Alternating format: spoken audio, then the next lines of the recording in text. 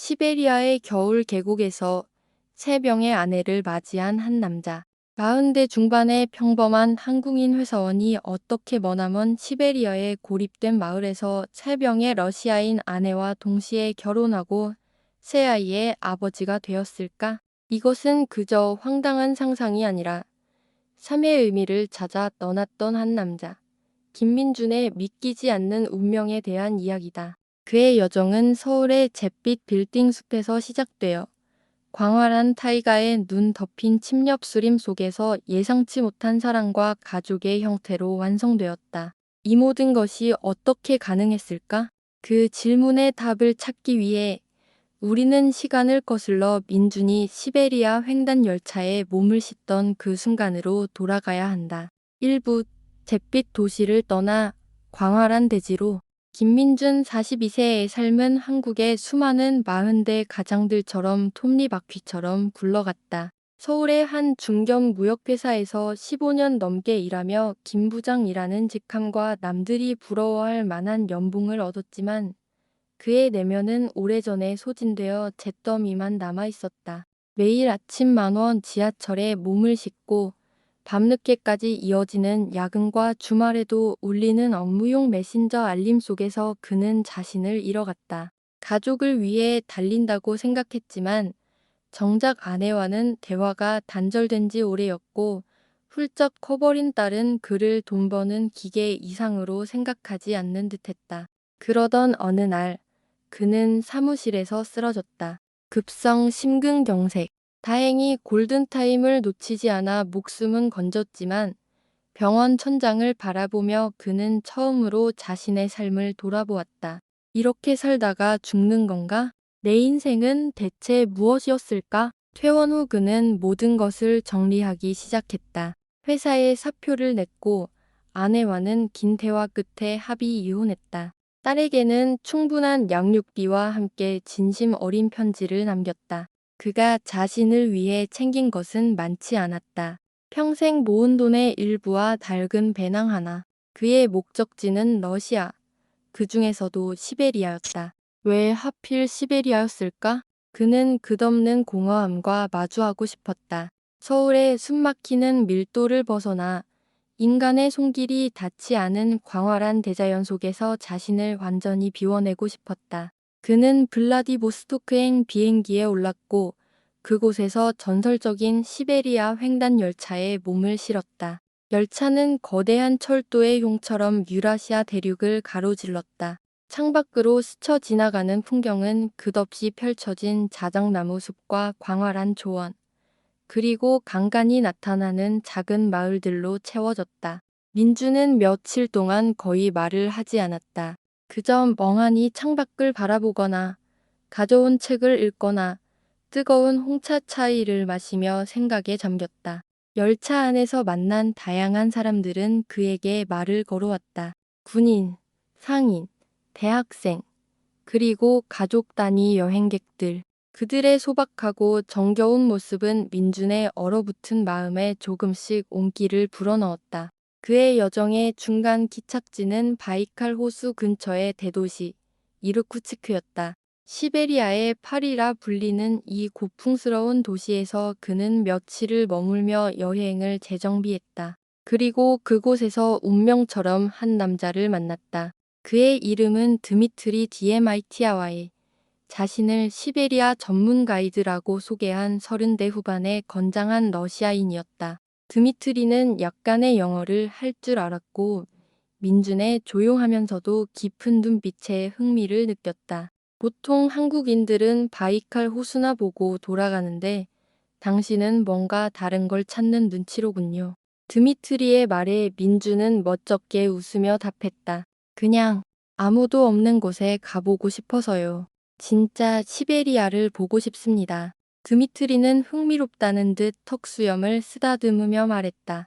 진짜 시베리아라. 좋습니다. 당신 같은 여행객은 오랜만이군요. 제가 아는 곳이 있는데 문명과는 거의 단절된 곳입니다. 그곳 사람들은 수백 년 전의 생활 방식을 고수하며 살아가죠. 겨울 계곡이라는 뜻의 짐야야 돌리나 GIMN 와이어 와이어 DOLI너라고 불리는 마을입니다. 하지만 위험할 수도 있어요. 외부인을 쉽게 받아들이지 않거든요. 위험. 그 단어는 오히려 민준의 잠자던 모험심을 자극했다. 그는 망설임 없이 말했다.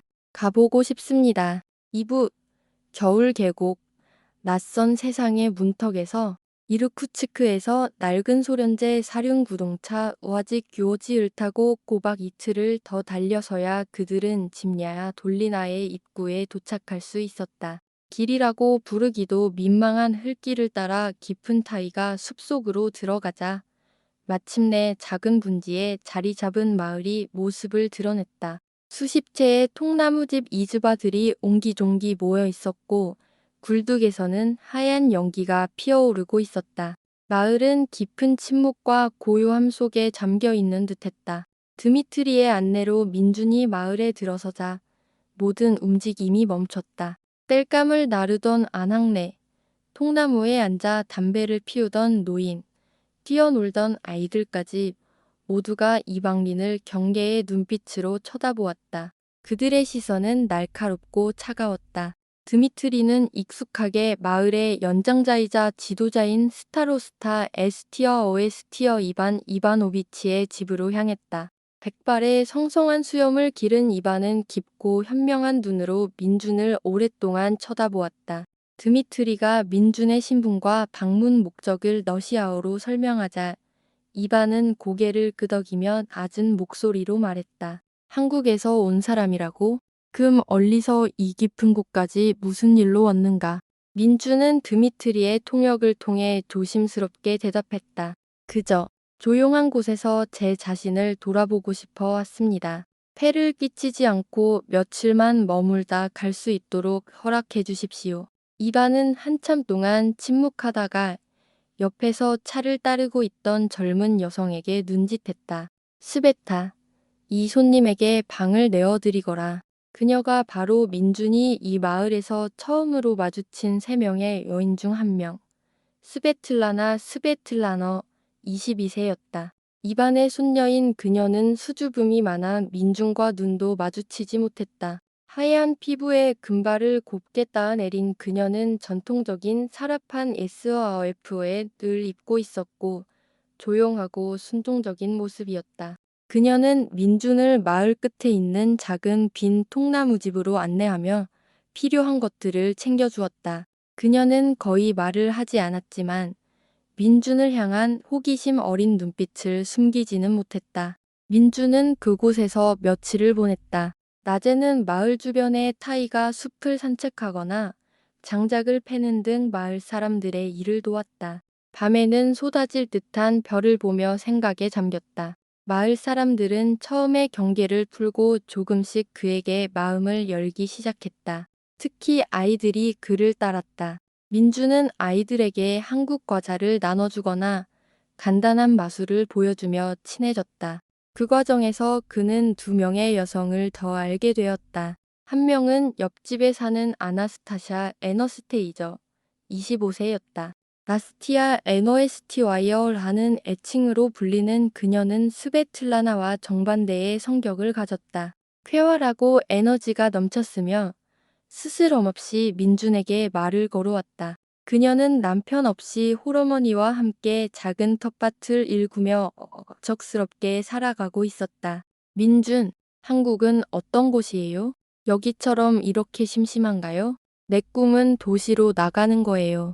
나스티아는 민준에게 음식을 가져다 주거나 그의 낡은 옷을 꿰매주는 등 살갑게 그를 챙겼다. 남자 손이 귀한 마을에서 묵묵히 힘든 일을 돕는 민준의 모습에 그녀는 고마움을 느꼈고 그 감정은 점차 의성적인 호감으로 발전해갔다. 마지막 여성은 마을의 유일한 교사 예카테리나 에이카테리너 28세였다. 카트아카트여라고 불리는 그녀는 3여성 중 가장 나이가 많았고 지적이고 성숙한 분위기를 풍겼다. 그녀는 도시의 사범학교를 잠시 다니다가 집안 사정으로 돌아와 마을 아이들에게 글과 셈을 가르치고 있었다. 이 마을에서 유일하게 러시아어와 고대 문자를 모두 읽고 쓸 줄 아는 여성이었다. 민중과 카차의 대화는 주로 문화와 역사, 그리고 삶에 대한 것이었다. 민주는 그녀에게 한국의 역사와 발전상에 대해 이야기해 주었고, 카티아는 민준에게 이 마을이 외부와 단절된 채 살아온 이유와 그들의 독특한 전통에 대해 설명해 주었다. 우리 조상들은 수백 년 전 종교 박해를 피해 이곳으로 숨어들었어요. 그래서 우리는 여전히 오래된 믿음과 관습을 지키며 살아가죠. 하지만 세상은 변하는데 우리는 멈춰 있어요. 특히 젊은 남자들은 모두 돈을 벌러 도시로 떠나거나 국경 너머로 갔다가 돌아오지 않아요. 마을에는 여자들과 노인들만 남았죠. 카차의 말을 통해 민주는 이 마을이 가진 심각한 문제를 어렴풋이 짐작하게 되었다. 그리고 며칠 뒤 그는 그 문제의 핵심과 정면으로 마주하게 되었다. 어느 날 저녁, 이반 영감이 민준을 자신의 집으로 불렀다. 집안에는 마을의 주요 어른들이 모두 모여 있었다. 무거운 침묵 속에서 이반이 드미트리의 통역을 통해 충격적인 제안을 했다. 김민준 동무, 우리 마을의 사정을 이제 대충 알았을 것이오. 우리에게는 남자가 절대적으로 부족하다오. 그래서 젊은 여자들이 결혼을 하지 못하고 늙어가고 있소. 이것은 우리 공동체의 존속이 걸린 문제요. 자네는 건강하고 마음씨도 고운 사람인 것 같소. 우리 마을의 딸들과 결혼하여 이곳에 정착해 대를 이어줄 수 없겠소. 민주는 자신의 귀를 의심했다. 결혼? 그것도 딸들과. 그는 순간 말문이 막혔다. 무슨 말씀이신지? 농담이시죠? 저는 그저 여행객일 뿐입니다. 이반은 진지한 표정으로 고개를 저었다. 농담이 아니요. 우리의 오랜 전통 중에는 한 명의 남자가 여러 명의 아내를 둘 수 있는 관습이 있소. 물론 러시아 법으로는 불법이지만 이곳은 국가의 법보다 공동체의 전통이 우선되는 곳이오.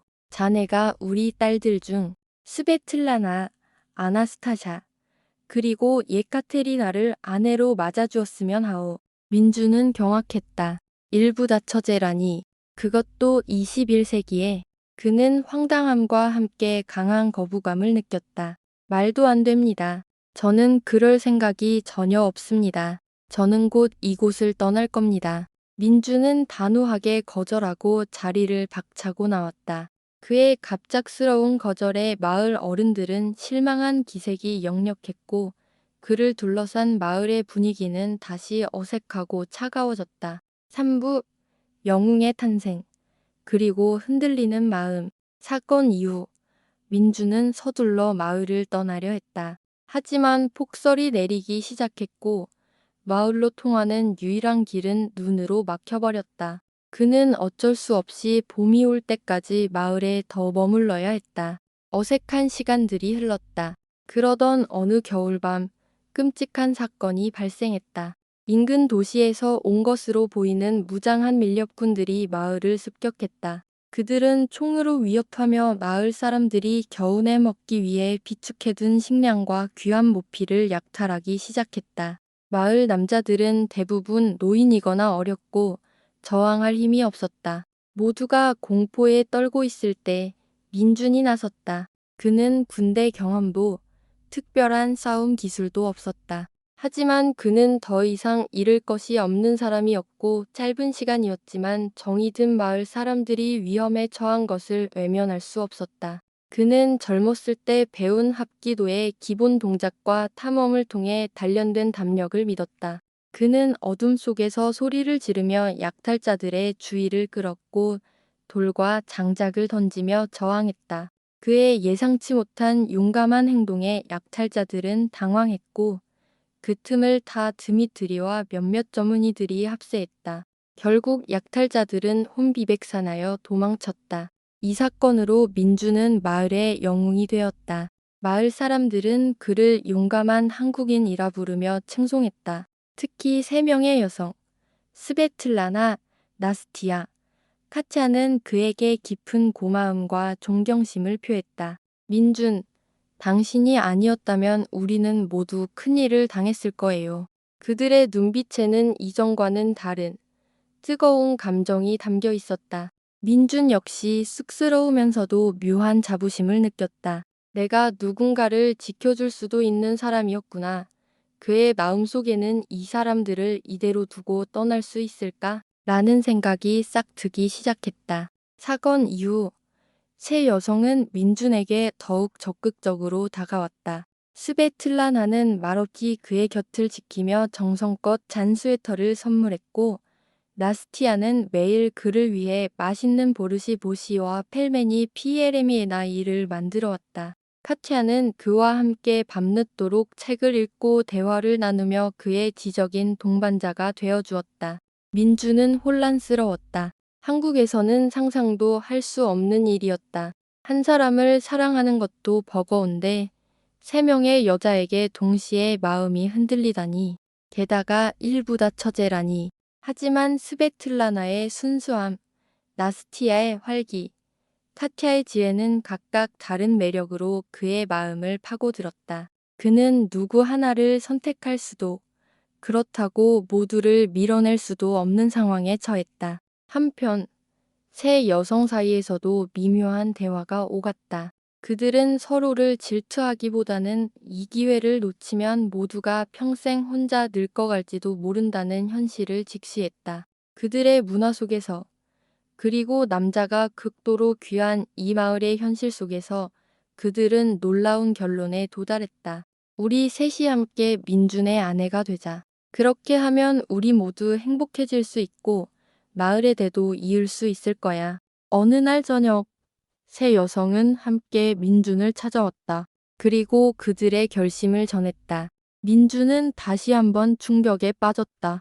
세 사람 모두가 자신을 받아들일 준비가 되어 있다는 사실 앞에서 그는 할 말을 잃었다. 그의 마음이 복잡하게 흔들리던 그때 또 다른 위기가 찾아왔다. 지난번에 약탈자들이 복수를 위해 더 많은 인원과 무기를 갖추고 다시 마을을 습격한 것이다. 이번에는 상황이 훨씬 심각했다. 총격전이 벌어졌고 마을 사람들이 다쳤다. 절체절명의 순간, 민주는 몸을 날려 카티아를 향해 날아오는 총알을 막아섰다. 총알은 그의 옆구리를 스쳐 지나갔고 그는 피를 흘리며 쓰러졌다. 그 순간 드미트리가 외부의 다른 마을에 요청했던 지원군이 도착했고 약탈자들은 마침내 완전히 격퇴되었다. 피를 흘리는 민준을 부둥켜 안고 세 여인은 절규했다. 그들의 눈물을 보며, 그리고 자신을 위해 함께 싸워준 마을 사람들을 보며 민준은 마침내 결심을 굳혔다.